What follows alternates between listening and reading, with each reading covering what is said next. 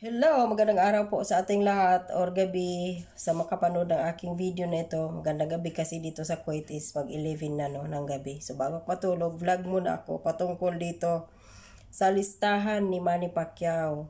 Yes, may listahan na siyang binigay para kay Tatay Digong patungkol doon sa mga ahensya na korap, ahensya ng gobyerno. No?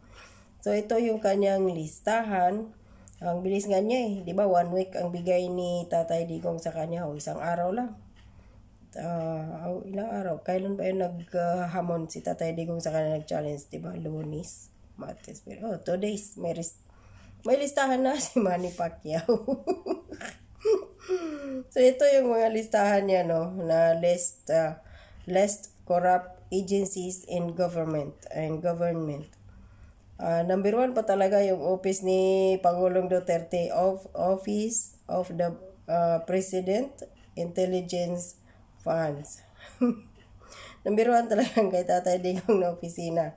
Department of Health Sinovac Vaccines.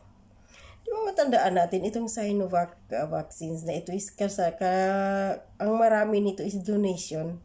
Ilang milyon lang yung nabili ata nila dito eh. Ang unang dumating dito at pangalawa, di ba? Donations 'yon. Marami yung donation na bigay.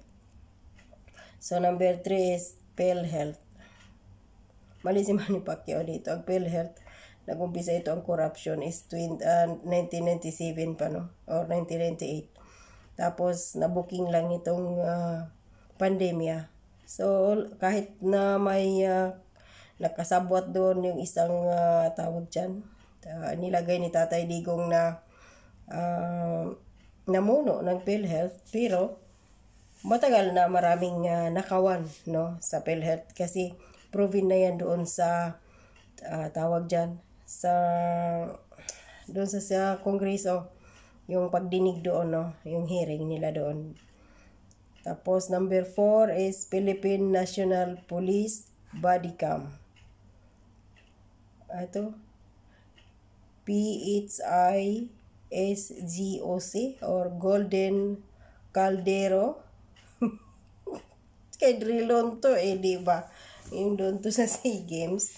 Ito, Golden Caldero, MT De Berhad, Bihis Loan. Tapos, Department of National Defense, Frigates, DL. NTF, LCAC, Fake Rebel, Returnees. Tingnan mo kung gano'n naalog talaga ang utak ni Pacquiao nito. Fake returnees, rebel returnees. So, peke pala yung mga nagsusurrender ngayon na mahigit na 18,000. Kasi ito yung nakalagay dito. Oh. May mga pahabol talaga yung mga NTF, LCAC, fake rebel returnees. Tapos, DENR, Dolomite Beach.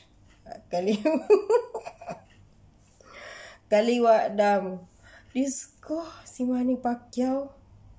Wallahi lazim, ini nga tao. Pati pa yung Dolomite, hindi nila nakita ngayon kung gaano kaganda yung tawag dyan.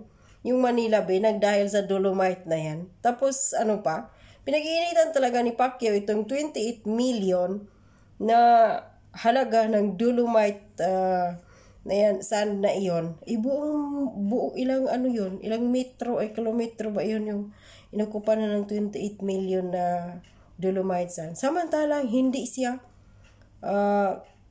wala siyang kibo. Ito si Manny Pacquiao doon sa mahigit 200 million na CR ni Pinoy na walang partisyon. Yung 3 CR na walang partisyon. Tapos wala pang flash. Kumukuha ka ng nagtatabo-tabo ka lang doon, di ba? So tingnan mo kung gaano talaga ka-abnormal ito si Manny Pacquiao, no? Or kung sino man ang nagsulat nito at nagbigay sa kanya. Otrong bogo, katok ug otok. Tapos sana ito, yung tayo sa Dolomite, no? Dolomite. Tapos yung number 9, Bureau of Immigration, Pastillas Operandi. Ala ka, si Manny Pacquiao, matagal na yung operasyon ng pastillas na yan, pero natuldukan na yun eh. Kung meron man ngayon doon na mga tawag dyan ay mga, alam na natin yung mga nakaw-nakaw doon, hindi na gaya dati. Di ba maalala natin na pinatawag ni Tatay Digong doon sa Malacanang lahat ng mga trabahante or involved doon sa pastillas na iyon. Lahat ng mga empleyado ba, di ba, sa Bureau of Immigration. Binigyan niya ng tagbe 20, may papel yun na nilokot. Tagbe 20 pesos iyan. Gusto sana nga iyon ipakain ni Pangulong Duterte. Kaso lang, hindi natuloy iyon. Dahil kay andun si Minardo Guevara, sa saan ba yun siya na ahinsya ng gobyerno nagtrabaho? Kaano yun ni Dilima, di ba? Sa ahinsya ni Dilima kung saan siya nagtrabaho. Department of Justice ba yun? Basta ganun. Andun si Minardo Guevara, kaya hindi iyon inano ni Tatay Digong pinakain sa mga tao bilang pagrespeto kay Minardo Guevara. Tapos, itong number 10, PAGCOR, Pugos Chinese Illegal Workers. Tingnan mo kung gaano kabalo ito. Talagang baliw na si Manny Pacquiao sa totoo lang. Itong PAGCOR na ito, yung mga pugo, pinag-initan ng mga senador dati, puro sila pugo. Pinaalis yung pugo na malaki ang income ng gobyerno. May 5% lang pala doon na illegal. Ang 95% na nag-operate sa pugo is legal. So ngayon, wala na. Umalis na yung pugo sa Pilipinas. Di nawalan ng bilyonis din na income na tax ang gobyerno nang dahil sa mga pulpul na mga senador na ito. Tapos pinapasok nila ngayon itong sabong. Ang sabong hindi pa lahat legit. Parang 5% or 2% pa lang ang sa PAGCOR nito nakapasok. So konti ang tax ng gobyerno dito yun sa sabong-sabong yan, online sabong. Ay, may yan may tawag diyan. Itong mangyayari sa PAGCOR at itong online sabong, may politiko diyan na malaki siyempre na pumapailalim, no? Malay natin, baka kasama dito si MP na to. Tapos, ito, Department of Tourism. Tulfo, 60 million. Naku po. Bureau of Customs, Shabu Shipment. Itong number 12, ito Bureau of Customs. Number 11, itong Department of Tourism na may Tulfo. Yung mga Tulfo brothers na 60 million. Tapos, Bureau of Customs, Shabu Shipment. Alangan naman ngayon. Siyempre, nagsishipping na ng shabu mula sa ibang bansa, labas ng Pilipinas. Dahil noon, walang shipping sa Pilipinas ng mga shabu dahil sa panahon nila ni, sino pa yan? Mura siguro kay Korea, up to Pinoy, is mayroong mga shabu laboratory sa Pilipinas. Di ba mayroon nga na raid doon din sa yon? Sa yung lugar na ni Pinoy sa Tarlac, 'di ba? Mayroon doon pinakamalaking shabu laboratory nga 'yun, 'di ba? Na raid doon sa Tarlac. Yon, maraming shabu laboratory na raid sa Pilipinas. Kaya dati walang nagsiship ng shabu, walang custom, wala silang mahuli sa custom dahil andun ang laboratorio sa Pilipinas. Ngayon nagsara, marami. Siyempre, yung mga negosyante doon na basta illegal, siyempre nagpapapasok sila. Ang problema ngayon, laging nahuhuli. Yun lang ang problema ngayon, di ba? So, itong number 13, PCSO, Huge Incentives of Directors. Bureau of Correction, GCTA for sale. Itong GCTA for sale na ito, hindi naman ito kay Tatay Digong lang nangyari. Matagal na ito. Nahuli lang. Ito yung ito yung sinulat ni Manny Pacquiao kasi tingnan mo talaga kung gaano talaga kaugok ito si Manny Pacquiao. Porque sinabihan siya ni Tatay Digong na maglista ka dyan ng pangalan ng mga corrupt at agencies. Ayun, nilista nga niya dito, agencies na, mga agency lang, pero walang pangalan. Kung sino yung tao. Tingnan mo. Tapos ngayon, si Tatay Digong pa ngayon ang maghanap ng mga tao sa mga ahensya na ito para tanggalin or parusahan or kung ano ang gagawin ni Pangulong Duterte, no? Samantalang si Pacquiao ang nag-akusa, dapat kung mag-akusa siya, lahat ibigay niya, di ba? Full ang kanyang documents na ibigay sa Pangulo para hindi siya magmukhang tanga sa taong bayan. Di lang sa Pangulo, sa taong bayan, para hindi siya pagtawanan, di ba? O ito, nagbigay lang siya ng listahan. Walang pangalan ng tao, kung sino at magkano at kung ano. Itong iba, meron. Pero magkano ang mga nakuha? O ito yung isa sa mga kabubuhan ni Manny Pacquiao. Pasensya na po na natawag kang bobo. Dahil, ewan ko, parang deserve mo din yata. So kanina napanood ko sa GMA7 na in-interview ni Connie Season, si Secretary ng DOHC, sino ba ito? Si Doke, Francisco Doke na ito. Yun nga, tinanong siya doon patungkol dito sa, ang sabi ni Pacquiao, na yung patungkol dito sa corruption nito na iimbestigahan ang DOH at nanghingi ng mga papilis si Manny Pacquiao. So sinabi ni Doke, nakahanda siya anytime, meron na daw siyang ibibigay na report kay Manny Pacquiao. At may sinabi si dito, may sagot si Doki dito, no? Sabi niya, in fact, may report na nga ako na ready ibigay kay Senador Pacquiao before the end of the day para mapakita sa kanya na bukas ang pinto namin. We are transparent, we are accountable.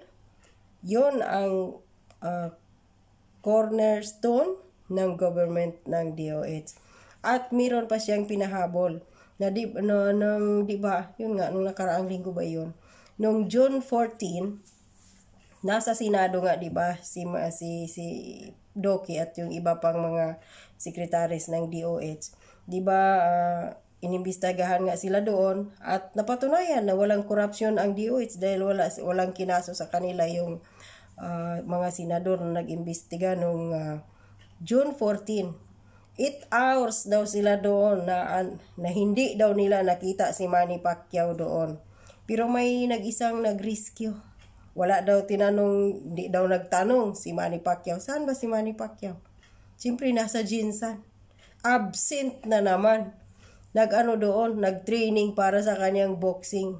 O tingnan mo, mag-senador, mag-congressman nung una, absent ng absent. Ngayon, nag-senador, absent pa rin ng absent kaya gusto pa rin mag-boxing. Di ba dapat doon na lang talaga siya sa boxing mag-concentrate. Hindi na sa pagiging politiko. Dahil wala Kahit papano naman, kahit billionaire na siya, pero sinasahuran pa rin siya ng taong bayan. Tapos hindi niya ginagawa yung kanyang trabaho o ngayon, yung kanyang mga kanyang mga batas na isinusulong. Wala. Yung kanyang batas ngayon na isa para yun sa mga boxing hero. Anong ginawa? Ni-reject ni Pia Cayetano. Dahil kulang. Nangamuti nga si Pacquiao doon sa mga tanong sa kanya So wala. Talaga ito si Pacquiao. Absent siya nung time na andoon sila Doki sa Senado. Hindi daw siya nagtanong kung nakikinig man. Pero may nag-rescue sa kanya nung sabi ni Doki na wala siya doon. Si Tito Soto. Dahil diba, ang sinabi ni Tito Soto, bukas ang kanilang partido na MPC kung sakaling aalis si Pacquiao sa PDP Laban at kung gusto lumipat ni Pacquiao sa MPC, bukas ang kanilang pintuan. Diba? O yun, to the rescue, si Tito Soto dahil siyempre, nauna na doon si si Chavit Singson sa kanilang partido. So, sunod to si Manny Pacquiao definitely kasi kanina sa interview ng isang PDP Laban na chair, ewan ko kung sino, nakalimutan ang pangalan nung kanina hindi ko nakuha. Ang sabi niya is may expire na rin daw ata ang ni Pacquiao ngayon, buwan na to, June or July ba yun, basta something ganun. So, pwede na siyang pwede na siyang umalis at lumipat kung saan nabakod na naman siya or kubol. Lilipat ito si Manny Pacquiao kasi ganoon naman talaga siya Wala siyang tawag dyan. hindi siya nagtino or nagstay sa isang partido lang, no? Mula siya dati kay Binay, di ba matalo si Binay, biglang talon niya dito sa PDP laban kay Pangulong Duterte. Inendorso pa siya, kaya siya nanalong senador. Tapos ito yung ni Harry Roque. Ang kanyang sagot din, no? Patungkol doon nga sa requirements na hiningi, mga papilis na hiningi ni Pacquiao at yung pag-attend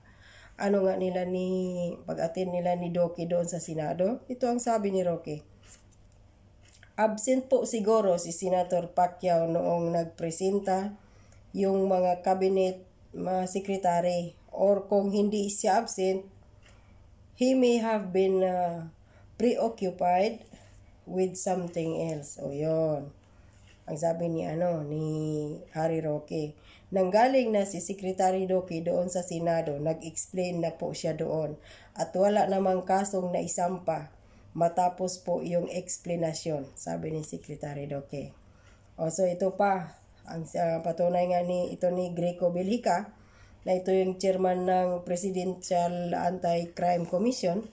Ang sabi niya nga dito is maraming korupsyon ang napigilan ng Pangulo dahil sa pagkatatag sa amin PACC or Presidential Anti-Crime Commission, ARTA Task Force Against Corruption, yung personal na kampanya ng Pangulo. Ang dumubli ay yung mga naririnig natin na na-expose pero hindi ang korupsyon. Drastically bumagsak ang korupsyon sa Pilipinas. So, ito na ha.